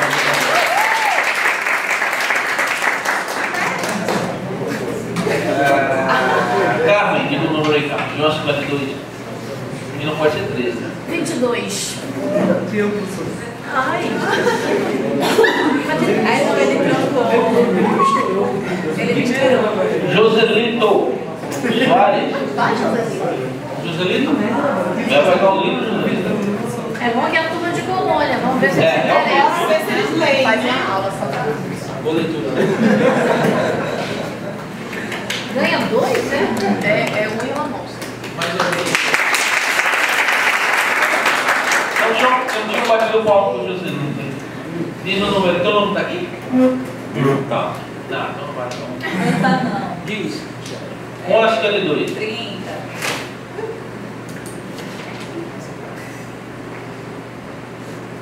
Martinho Luiz. Martinho?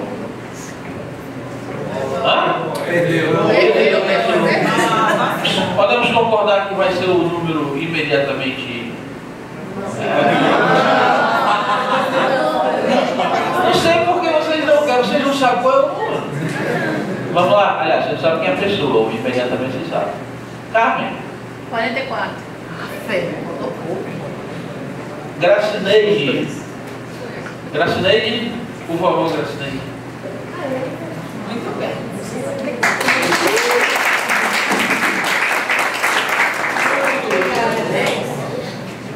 Ganha 3? Não, é o Sônia, não. Vai aumentando, é o combo. Começou com Os dois, olha. 7. 7. João Henrique. João Henrique. Você pode ganhar dinheiro de Colônia para ter uma questão especial de cada livro na prova. Fechamento. Boa leitura. Mas se não, aí eu choro. Pois é. As oportunidades diminuem.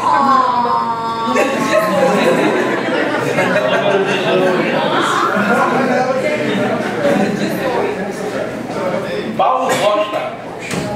Paulo Costa. Opa, vamos lá.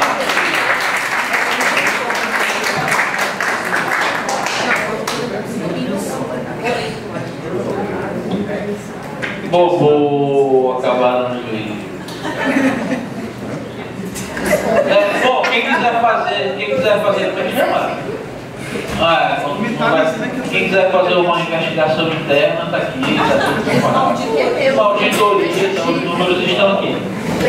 Eu agradeço quem não puder ficar, e aí bola para frente. Quem puder ficar, a gente vai estender só mais um pouquinho. Tá?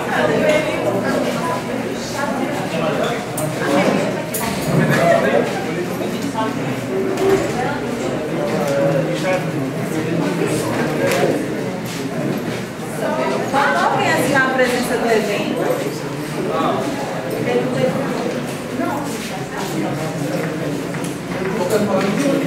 Mas ele mudou os números 40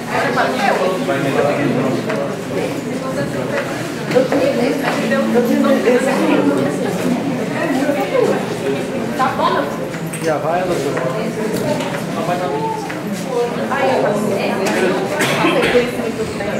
Não, porque eu disse, não,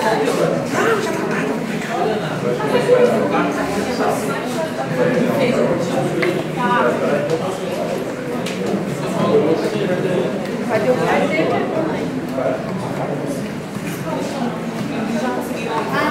Não, que você também aqui. Quero que vocês comam também a lista da primeira chamada. A segunda sessão vai ter como eu quero fazer um pouquinho com a Pronto, vamos lá? Eu tenho umas questões rápidas. todo mundo casando, né? Primeiro, se tu tem notícia dessa notícia eclesiástica em Pernambuco. Se tem gente pesquisando isso, não sei. Se desses eclesiásticos que chegaram a ser colocados nessa justiça eclesiástica, se tu tem notícia de padres seculares de vilas de índio, encontrou Ibiapaba em algum momento na sua documentação? Se Ibiapaba apareceu lá um caso, sei lá, alguma possibilidade. E se havia alguma diferença, por exemplo, entre os erros ou pecados, se havia alguma diferença clara entre ímpios e não ímpios. Estou pensando aqui, por exemplo, no caso dos ímpios, se havia alguma coisa relacionada a ritos gentílicos, por exemplo, ou no caso de casamentos com tios, com sobrinhas. Também nem sei se era. Também nem era. Bom, se isso apareceu, eu identificou isso com índios ou índias. E eu queria que tu falasse um pouco das punições. Né? Tu falou agora na última fala, tu falou um pouco. E eu fiquei pensando se havia punições públicas, no sentido de ser dito o nome do sujeito da igreja, coisa desse tipo, sabe? Acho que é isso. Bom, então vamos lá.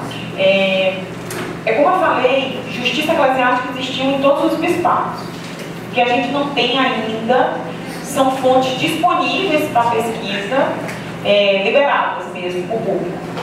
Mas, por exemplo, tem um rapaz que está fazendo doutorado agora na Federal de Pernambuco. Eu tive um exame de mestrado dele, na qualificação e na defesa, que ele estuda o clero também.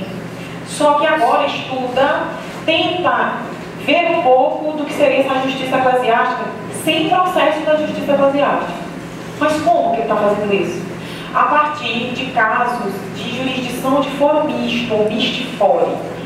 Matérias que eram de competência tanto do foro secular quanto do foro eclesiástico, mas que tinham dado querela. Por exemplo, a denúncia contra um leigo que foi processado pelo bispo e dizia que não podia ser processado pelo bispo porque ele estava sob jurisdição do rei. Então ele está pegando os processos do juiz da coroa para tentar pescar alguma coisa do que foi ou do que teria sido a justiça eclesiástica em alguns momentos da história de Pernambuco do século XVIII. O trabalho é muito interessante porque faz o que nós pesquisadores chamamos de tirar leite de pedra, né? Ele está tentando, por uma outra via, tentar alcançar as autoridades eclesiásticas. Ele tem conseguido com certo sucesso, pelo menos o que eu tenho acompanhado até agora. A qualificação dele de doutorado, que eu não estive na banca, por outros motivos, mas o Pedro Paiva teve. E depois da qualificação, me escreveu para contar que tinha sido um sucesso. E olha que o Paiva é muito exigente. Numa qualificação. Que coragem, né? Pois é. Dele, sobretudo. Do candidato, sobretudo. Pois é. Você está pensando que eu te contar? Pronto. Mas então, foi um sucesso, porque ele tem conseguido mostrar um pouco dessas estruturas a partir do que chega até a documentação da história do Trabalho. E isso, ele mesmo diz e fala no começo do trabalho, que fez inspirado no que eu fiz, de cruzar as séries diferentes. Mas eu só faço isso para, por exemplo, momentos em que eu vejo declínio do índice repressor, que eu tenho que buscar no juiz eclesiástico um motivo. Geralmente é um conflito de jurisdição entre o ouvidor, o juiz da coroa, com o vigário geral. Então, o que eu fiz como uma parte da minha tese, que é, na verdade, a relação da justiça eclesiástica com as outras esferas de poder então existentes, juiz da coroa, inquisição, ele faz na tese dele de doutorado. Então, está ficando bem interessante. Mas processos do auditório eclesiástico, até o momento, não foram localizados. Só foram localizados em Mariana, eu contei de tarde a minha epopeia de Mariana, e em São Paulo agora, uma aluna do Bruno Feitler está com acesso a uma documentação volumosíssima. E está fazendo um estudo comparativo com o meu trabalho.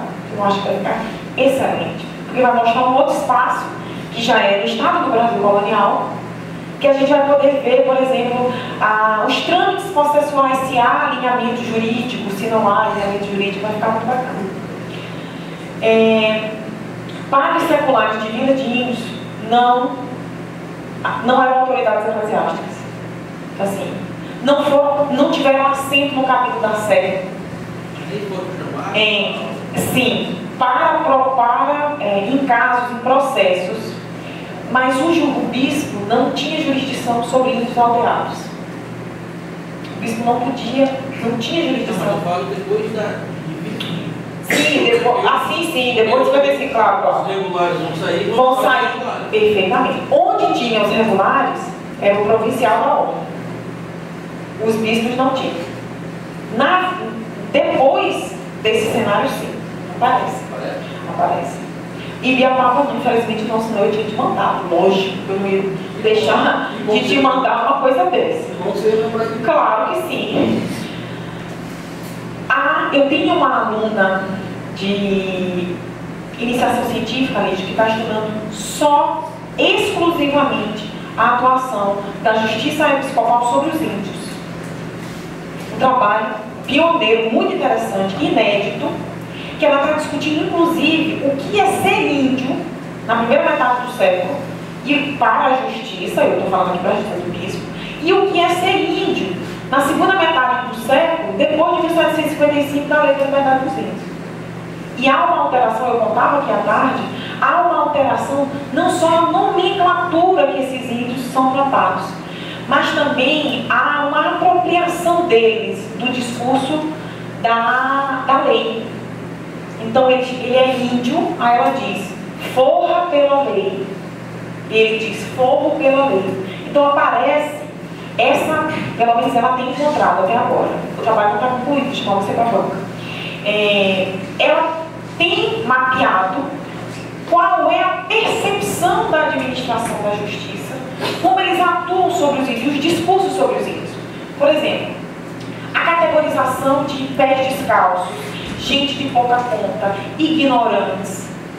Então ela fez um banco de dados com todas as expressões que as autoridades eclesiásticas tratam dos índios nessa documentação. Miserável é o termo que aparece. É o tempo inteiro. Desprezível, vil, mas para a segunda metade do século, isso vai diminuindo. Então a discussão dela, não é minha, é dela, é tentar pensar se há, em termos comparativos, antes e depois da lei, se há alguma alteração na administração da justiça sobre os índios. Eu acho que é muito... A Maria Leônia Chaves, acho que foi imputada, ficou louca, escolhendo, não tem... Muito legal. Então, bora ver se ela vai ter fôlego. A sua última pergunta era sobre as punições. Não, da questão do incesto.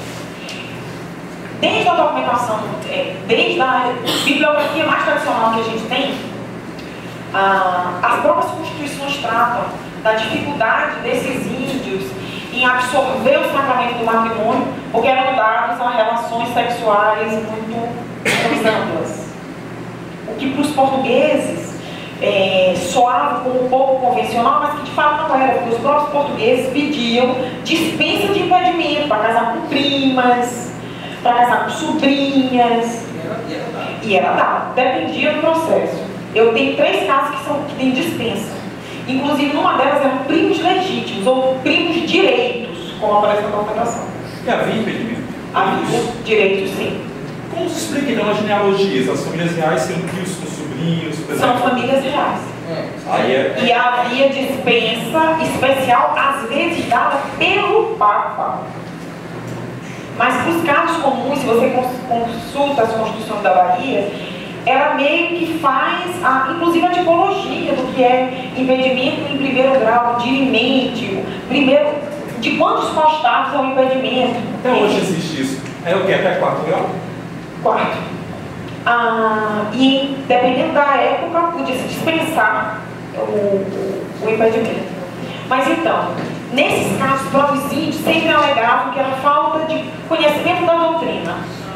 Eles não conheciam a doutrina e queriam casar sobre esse impedimento. Olha, Lígia, quase, eu não posso dizer 100%, mas de todos os casos de índios que eu já analisei, muitos eram dados a dispensa. Que assim, a autoridade eclesiástica, inclusive, justificava que essas comunidades indígenas, elas tinham uma percepção, e não é essa palavra, mas enfim, conheciam as relações familiares de uma outra forma. Isso é um dado muito interessante. Aparece. Dizendo, por exemplo, que para eles era costume estar com primos, ter com tios.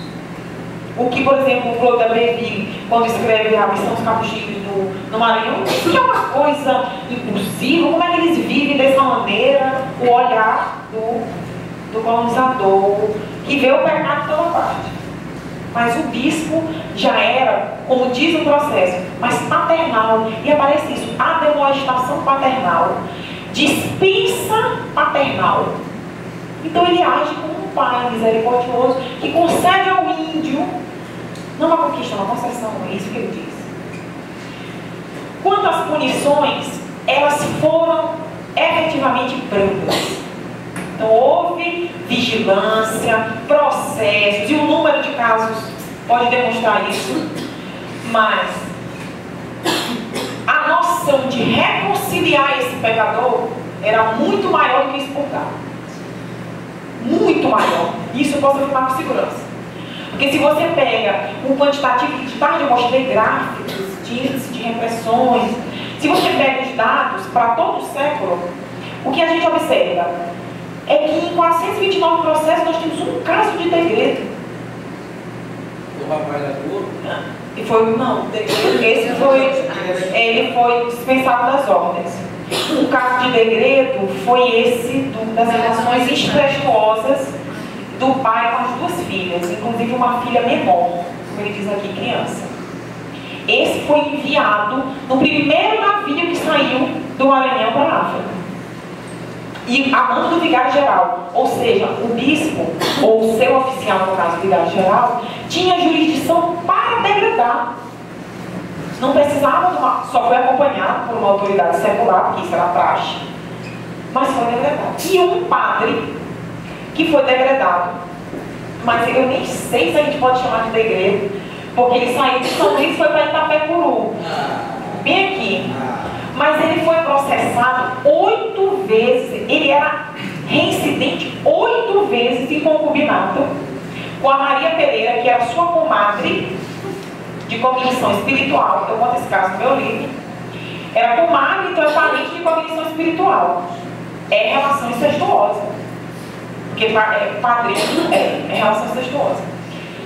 Com padres, nesse caso. Então, não tinha bispo, era o vigário-geral João Rodrigues Covete, degreda ele para a vila de Itapecuru. E diz que ele tem que se apartar para todo sempre da Maria Pereira. Não sei se isso aconteceu, mas o que eu sei, Lídio, não, era viúva. E ele tinha ela dentro de casa, enfim. O que eu sei é que ele só foi, se você imagina, vários outros casos contra padres, por exemplo, que eram reincidentes, você estranha o fato de ele ter sido degradado por Itapecuru, mas depois você entende, se pega a documentação toda, ele criou um conflito terrível com o vigário da Sé de São Luís. Então as brigas dele com o pároco da Sé foram meio que tomadas dores pelo vigário-geral. Então eu acho que mais do que o amancelamento, o degredo foi punitivo pelo mau comportamento dele com o outro irmão de Água. Foi isso que aconteceu. E é um processo muito longo, são várias coisas, várias denúncias no mesmo processo, mas no final ele diz que por causa do amancelamento degreda por um período de 7 anos e não podia chegar em São Luís e apartado para sempre da Maria Pereira. Se separaram aí, são outros 500. E punições cativos públicos? Não existiam. Os autos, por exemplo, a gente é acostumado a ver os autos de fé da Inquisição, né? O auto de fé da Inquisição é quando se relaxa para o passo secular, quando os penitenciados aparecem para a comunidade ver naquele teatro de horrores, com certeza, vestindo São Benito para mostrar que são sentenciados da Inquisição, São Benito que eles não podiam tirar mais. Mas o juiz eclesiástico, repito, mais primava pela reconciliação do que pela exposição. Mas não quer dizer que não expusesse os denunciados. Por exemplo, na missa, há muitas denúncias nesse sentido. O pároco da Sé excomungava pessoas que estavam concubinadas e lia no rol dos confessados ou no rol dos culpados. Então era do conhecimento da comunidade, isso sim, mas não ao ponto de ser um espetáculo teatralizado, digamos assim, que chegava a ser um auto de fé. Esse problema que foi degradado foi falado na igreja. Foi falado que ele não pertencia mais à sede do bispado e que seria expulso. Só que a gente só sabe disso por outros processos. Essas sentenças, elas não eram lidas, não todas elas, a não ser das visitas pastorais. Agora, o que todo mundo sabia, isso todo mundo sabia, dos que iam casar. Então, tinham que se apresentar os noivos para a comunidade. Eles faziam os banhos, pediam as dispensas, as certidões. E lá era preso na igreja o nome de quem ia casar ou não, para sair o mandato de casamento. Esse mandato de casamento que o Maurício Ferreira rasurou. Até hoje tem isso, não? Tem. Os proclamas, perfeitamente. Vocês que são casados, vocês sabem essa história. Também sabe que Os proclamas. Proclamas, Lá chama banhos matrimoniais. Na série do Juiz Eclesiástico são os banhos matrimoniais.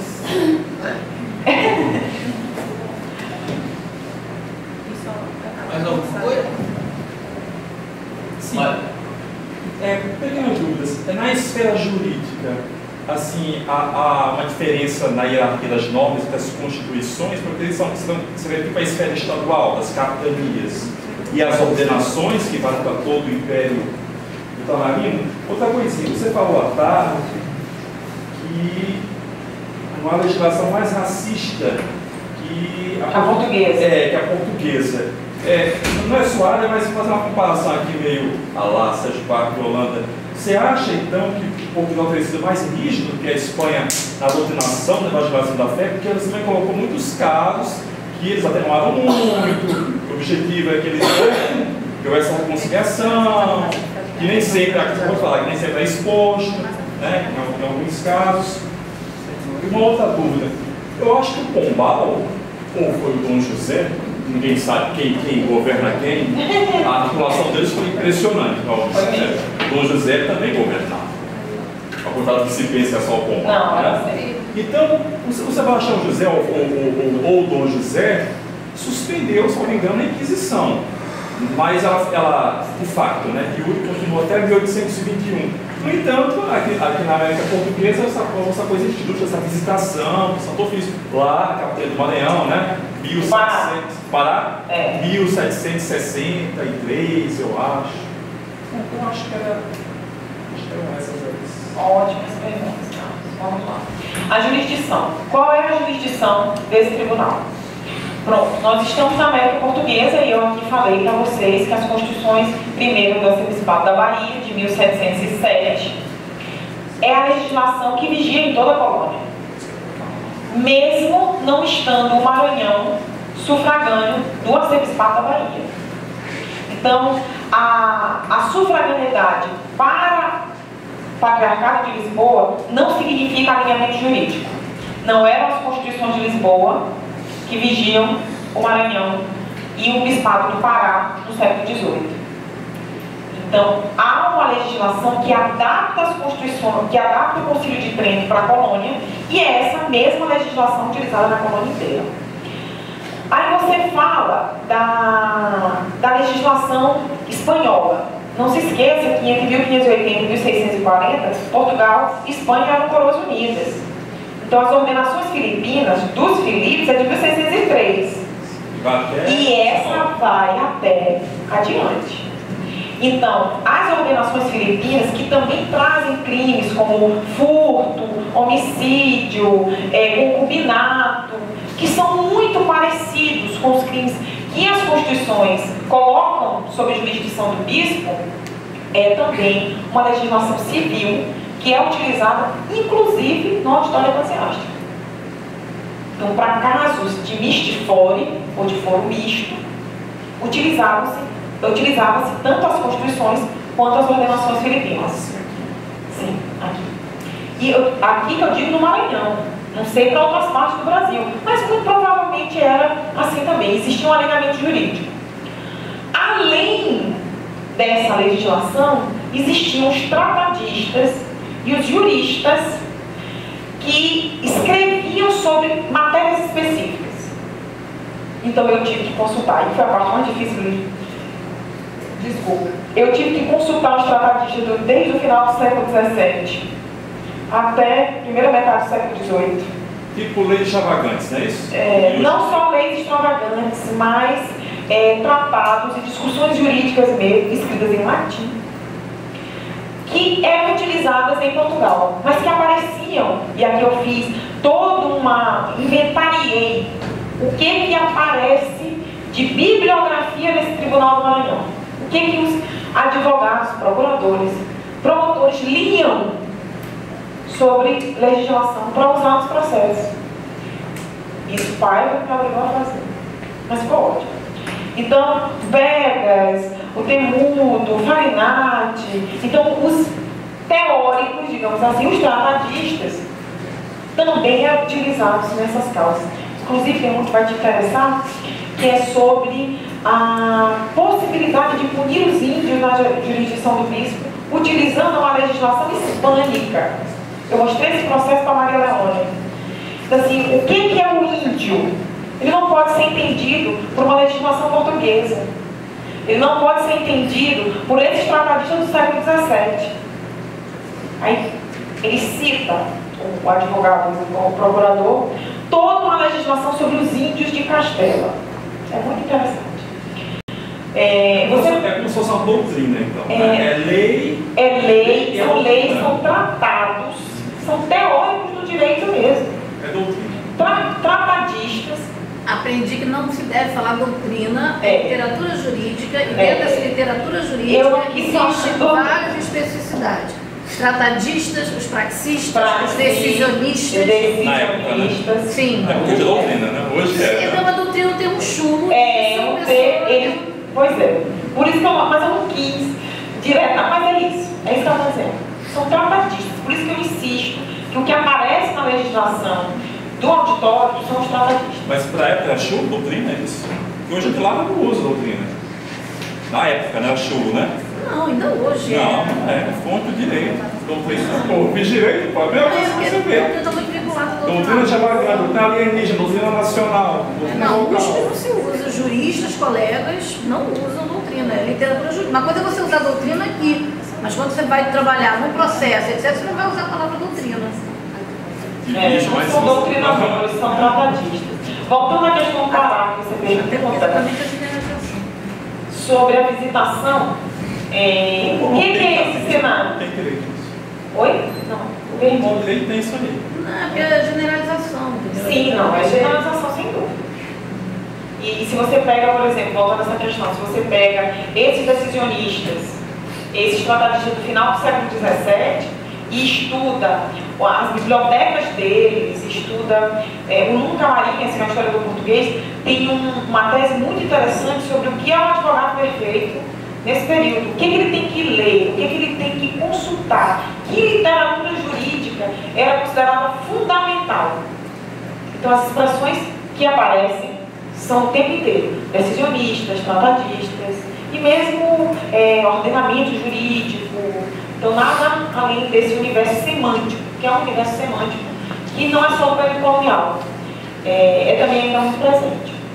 Sobre a questão do Pará, essa visita tardia, bom, eu não entendo nada disso. O Ilan de Matos tem a tese de doutorado sobre, a dissertação de mestrado do Ilan é sobre a Inquisição do Pará, é sobre essa visitação do Pará, que ele tenta ver as diferenças e tenta perceber, entre outras coisas, qual é a atuação do Estado nessa visita. Então, assim, há um outro regimento do Santo Ofício. O Santo Ofício tem vários regimentos durante a sua existência. E no período pombalino, há uma alteração nessa ordem, o que demonstra também os interesses da coroa nessa região, nessa parte da Amazônia Portuguesa. Mas eu não tenho segurança teórica para falar sobre isso. Mas aconselho a leitura do livro do Ilan de Matos, que é especialista, ele sim, nisso, pela Inquisição, e que fala sobre o papel do Abranches, o papel do Pombal. Que visita é essa? Que visita tardia é essa? Enquanto a Inquisição já definhava... Tipo a exceção, né? Ele não usa essa palavra exceção, mas ele usa uma visita, é como se fosse uma visita sui generis, excepcional. E o que há de excepcionalidade nisso? Eu acho que nem tem havido lá. Não, visitação não, é extemporânea mesmo. Totalmente sui generis. Eu não estou querendo soltar. Mas como tá Dá para ficar mais uma semana aí também. Eu adorei. Mas a minha filha, que eu queria ter conhecido, eu já não aguento